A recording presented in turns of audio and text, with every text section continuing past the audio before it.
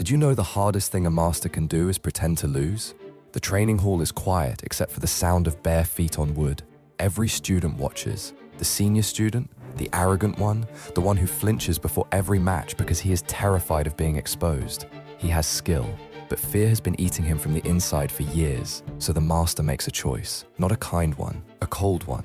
He reads the attacks he could block. He shifts his weight just enough to stumble. He falls convincingly, and he stays down. Inside, one question burns quietly. Is this for the student?